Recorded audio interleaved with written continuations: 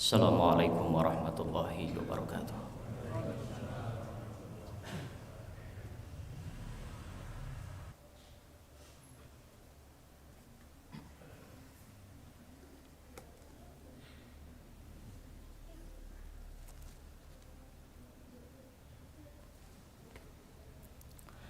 Alhamdulillahilladzi anzala 'ala 'abdihil kitaba wa lam yaj'al lahu iwaja. Kayman liyunzira ba'san syadidan min ladunhu wa yubashshirul mu'minin alladzina ya'maluna as-salihati anna lahum ajran hasanan. Asyhadu an la ilaha illallah wahdahu la syarikalah wa asyhadu anna Muhammadan abduhu wa rasuluhu alladzi la nabiyya ba'dahu. Faqala Allah Ta'ala fi kitabihil karim, a'udzu billahi minasy syaithanir rajim. Ya ayyuhalladzina amanu taqullaha haqqa tuqatih wa la tamutunna illa wa antum muslimun. Faqala Allah Ta'ala fi kitabihil mubin, ya ayyuhan nasu taqu rabbakumul ladzi khalaqakum min nafsin wahidah wa khalaqa minha zawjaha wa batha minhuma rijalan katsiran wa nisaa. Wattaqullaha alladzi tasaaluna bihi wal arham innallaha kana 'alaikum raqiba. Usikum nafsi wa iyya bitaqwallahi faqad fazal muttaqun. Para hadirin sidang Jumat yang sama-sama dimuliakan oleh Allah Subhanahu wa taala. Alhamdulillah pada kesempatan kali ini kita masih diberikan kesempatan oleh Allah Subhanahu wa taala dengan iradah dan inayahnya sehingga kita dapat melaksanakan salah satu kewajiban kita selaku umat Islam, yaitu sholat Jumat berjamaah. Sholawat serta salam kita curah limpahkan kepada junjungan kita kekasih Allah Habibana wa Nabiyana Muhammad sallallahu alaihi wasallam, yang mana dengan jasa beliau telah membawa kita dari zaman yang penuh dengan kebiadaban berubah menjadi zaman yang penuh dengan peradaban, yang mana dengan jasa beliau pula telah membawa kita dari zaman yang disebutnya jahiliyah, kebodohan, berubah menjadi zaman cahaya yang insya Allah menyinari untuk kita semuanya. Para hadirin sidang Jumat yang sama-sama dimuliakan oleh Allah Subhanahu wa taala. Ketika ikhtiar yang telah kita lakukan di dalam kehidupan kita sehari-hari, usaha kita telah dimaksimalkan, kemudian relasi kita optimalkan untuk memenuhi kehidupan kita. Kenapa kita selalu mau berlelah-lelah untuk mencari dunia ini?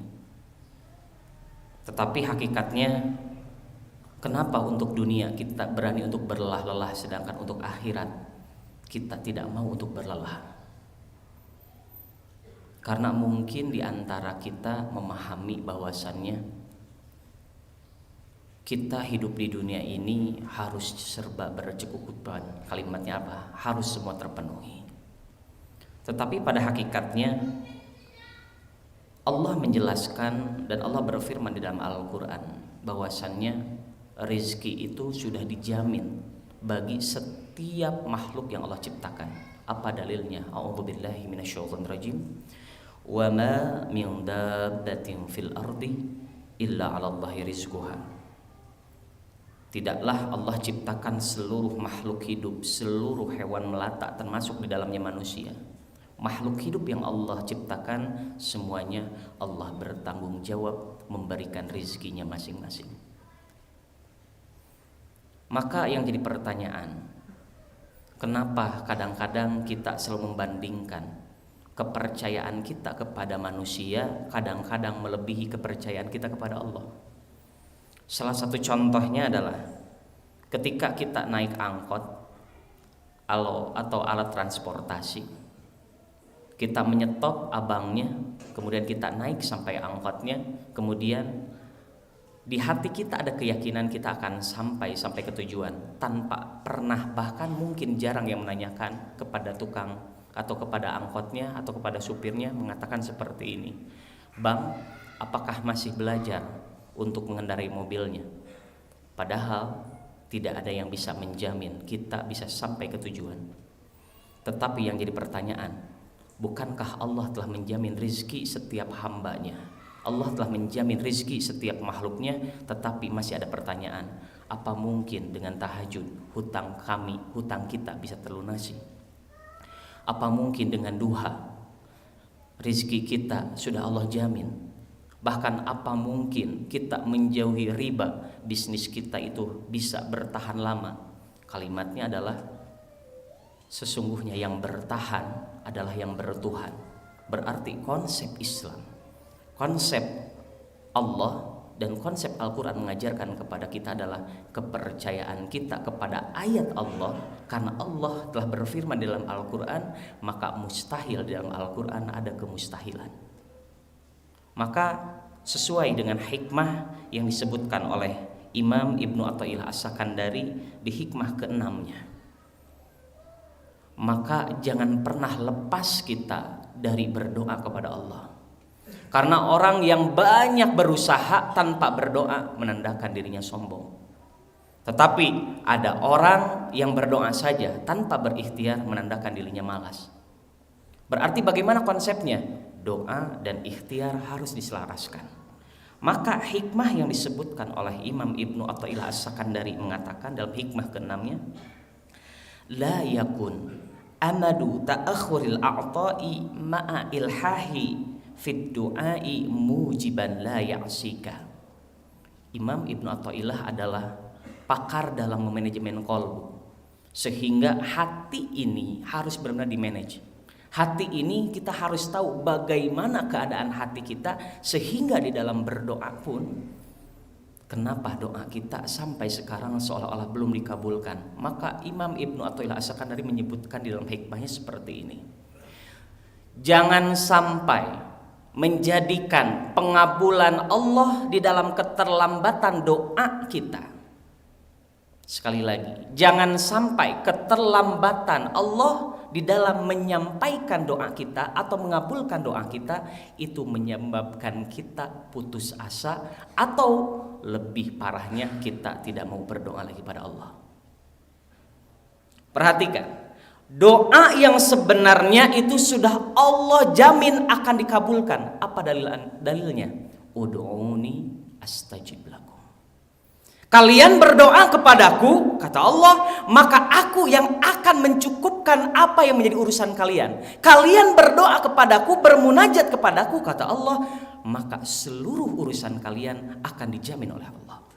Itu dalil bahwasannya doa itu akan dikabulkan oleh Allah. Apalagi dalilnya, innallaha la yukhliful mi'ad. Sesungguhnya Allah tidak akan pernah ingkar janji atas apa yang diucapkannya. Tetapi yang jadi pertanyaan, apa makna doa?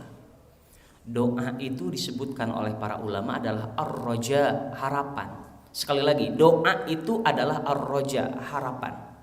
Dari siapa? Minal adna ilal a'la, dari seorang hamba kepada Allah. Khalisan, secara ikhlas.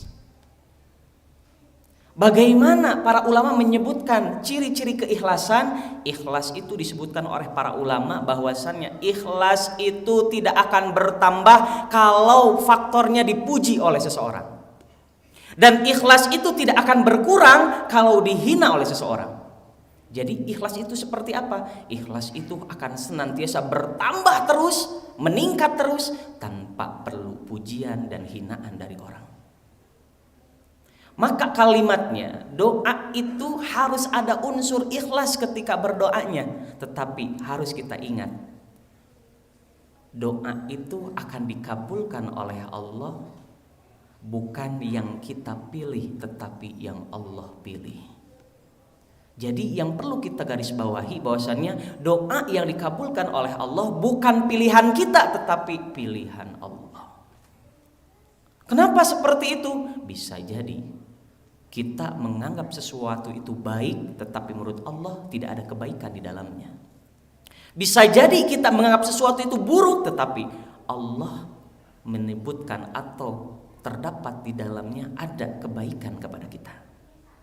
Sehingga apa? Maka doa itu adalah doa yang Allah pilih, bukan yang kita pilih. Sehingga cara Allah mengabulkan doa, kata para ulama disebutkan ada dengan 3 cara. Dan pasti akan dikabulkan oleh Allah. Bagaimana macam doa yang Allah kabulkan dengan 3 cara? Yang pertama, doa itu akan dikabulkan secara mu'ajjal. Mim, ain, jim bertasydid dan lam. Mu'ajjal artinya apa? Segera, langsung. Doa siapa? Doa para nabi, doa orang-orang soleh, doa-doa para rasul, dan doa hamba-hamba Allah yang senantiasa ikhlas berdoa di dalamnya. Salah satu contohnya apa? Ketika Nabi Ayub berdoa, idnada rabbahu anni massani yadur. Maka apa jawaban Allah? Fastajabna lahu fakashafna ma bihi min dur. Nabi Ayub berdoa langsung kepada Allah, maka detik itu, hari itu, waktu itu tidak ada jeda waktu. Fastajabna lahu, maka Allah mengijabah doanya. Maka doanya disebut dengan doa mu'ajjal, yang disegerakan. Ada cara Allah yang mengabulkan doa itu dengan cara yang kedua, dengan cara mu'ajjal. Tadi pakai ain mu'ajjal, sekarang mu'ajjal. Mim, hamzah, jim bertasydid dan lam. Mu'ajjal artinya apa? Delay, ditunda.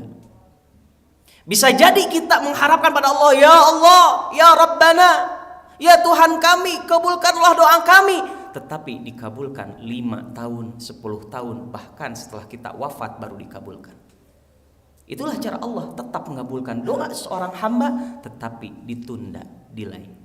Dan ada yang ketiga, cara Allah mengabulkan doa setiap hamba. Yang ketiga adalah syafa'atan yaumal qiyamah, menjadi syafaat pada hari kiamat. Barakallahu li wa lakum wa nafa'ani min ayati wa dzikril hakim. Innahu was-sami'ul alim.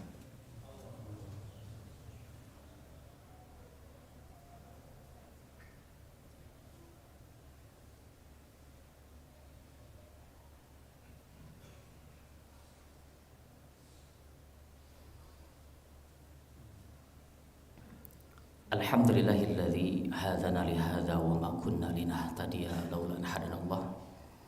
Asyhadu an la ilaha illallah wahdahu la syarikalah wa asyhadu anna Muhammadan abduhu wa rasuluhu alladzi la nabiyya ba'da. Usikum nafsi wa iyya bi taqwallah faqad fazal muttaqun. Para hadirin sidang Jumat yang sama-sama dimuliakan oleh Allah Subhanahu wa taala. Setelah kita mengerti bagaimana makna doa yang mungkin selama ini hakikatnya kita banyak berdoa kepada Allah, tetapi yang jadi pertanyaan, kenapa doa kita seolah-olah belum dikabulkan oleh Allah? Maka kita harus mempelajari dari kisah Nabi Ayub ini, bahwasannya doa yang dikabulkan bukan hanya yang Allah pilih, tetapi doanya adalah doa yang tidak ada hawa nafsu terdapat di dalam doa tersebut. Kita ingin rumah mewah, kita ingin mobil mewah, kita ingin jabatan naik, kita ingin tunjangan naik, kita bahkan ingin mengatakan segala sesuatu yang orang lain miliki kita harus mendapatkannya. Coba tanya kembali, selama ini apakah doa kita berdasarkan hawa nafsu? Apakah berdasarkan ibadah kepada Allah? Perhatikan, di sini yang harus kita fahami bahwasannya kenapa Nabi Ayub ketika bahwasannya sedang terkena penyakit, kemudian hartanya habis, terkena lalapan api, dan ditinggalkan oleh istri-istrinya. Yang tersisa adalah istri yang pertama menemani Nabi Ayub. Dan terjadi diskusi yang terjadi bahwasannya istri Nabi Ayub mengatakan kepada Nabi Ayub, wahai Ayub, engkau suamiku, engkau kekasih Allah, engkau Nabi Allah, dan engkau adalah utusan Allah. Tidak mungkin Allah tidak mendengarkan permintaan dari seorang nabi, karena doa seorang nabi mustajab. Maka apa yang dikatakan oleh istrinya kepada Nabi Ayub? Mintalah kepada Allah agar diringankan dari penyakit yang menimpa pada dirimu. Tetapi Abah, jawaban Nabi Ayub sambil tersenyum mengatakan kepada istrinya, dan tidak ada kalimat yang menyakiti hati istrinya, dan mengatakan, wahai istriku, berapa lama kita diuji oleh Allah? Jawaban istrinya baru 7 tahun. Dan berapa lama kita mendapatkan kebahagiaan dari Allah? Jawaban istrinya 20 tahun. Maka jawaban Nabi Ayub sambil tersenyum tetap mengusap wajah istrinya dan mengatakan kalimat yang begitu indah. Aku malu meminta kepada Allah. Karena ujian kita baru 7 tahun dan kebahagiaan kita sudah 20 tahun. Nanti kalau sudah sampai 20 tahun baru aku meminta kepada Allah agar diringankan dari penyakit yang menimpa pada diriku. Seorang nabi yang berani mengatakan seperti itu bukan berarti tidak mau berdoa kepada Allah. Tetapi apa?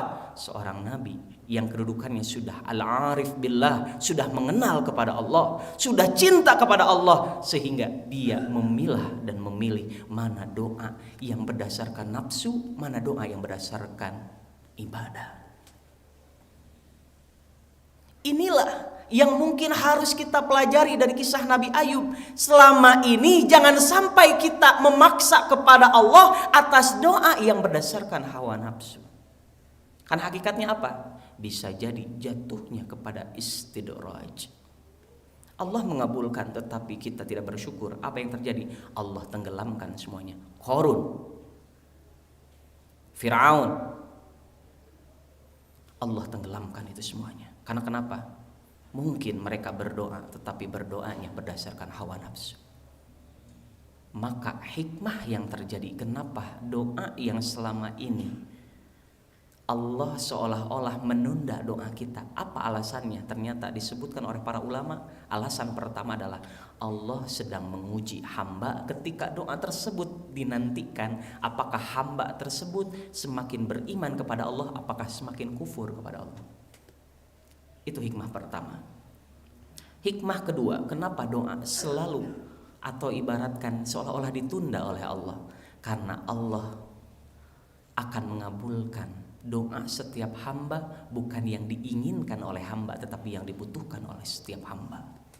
Dan yang ketiga adalah Allah sedang mempersiapkan door prize yang begitu besar, yang tidak mungkin terhitung oleh hitungan manusia. Bisa jadi sekarang kita sedang butuh 1 juta, tetapi 1 bulan ke depan kita akan Allah kasih 1 triliun. Kalau kita tahu hikmahnya seperti itu, mungkin kita akan siap untuk menunggu 1 bulan kemudian. Karena apa? Hitungan Allah, wa yarzuqhu min haitsu la yahtasib. Dan mudah-mudahan kita memaknai doa ini, semakin kita benar-benar meminta kepada Allah, semakin kita butuh. Karena syarat doa yang pertama adalah benar-benar menjadi seorang hamba. Artinya apa? Kita benar-benar perlu dan butuh atas doa yang kita ucapkan kepada Allah. Dan yang kedua adalah harus khusyuk. Artinya khusyuk itu fokus, ihdinas siratal mustaqim, tidak pernah tergoda oleh munkar atau kemaksiatan. Yang terakhir adalah harus istiqomah, sehingga kita tidak akan pernah berhenti untuk meminta kepada Allah. Mudah-mudahan kita di dalamnya termasuk orang-orang yang selalu meminta kepada Allah, dan mudah-mudahan doa kita adalah doa yang segera Allah kabulkan. Karena doa tersebut adalah doa yang terucap dari lisan dan dari hati sanubari seorang hamba yang benar perlu dan butuh kepada Allah. Dan mudah-mudahan kita termasuk di dalamnya. Amin ya Allah ya Rabbal Alamin. Allahumma gfir lil mu'minin wal mu'minat wal muslimin wal muslimat al ahya'i minhum wal amwat. Rabbana la tuzigh qulubana ba'da idh hadaitana wa hab lana min ladunka rahmah innaka antal wahhab. Rabbana atina fid dunya hasanah wa fil akhirati hasanatan wa qina adzabannar. Subhanaka rabbika rabbil izzati amma yasifun. Wassalamun alal mursalin walhamdulillahi rabbil alamin. Wassalamualaikum warahmatullahi wabarakatuh.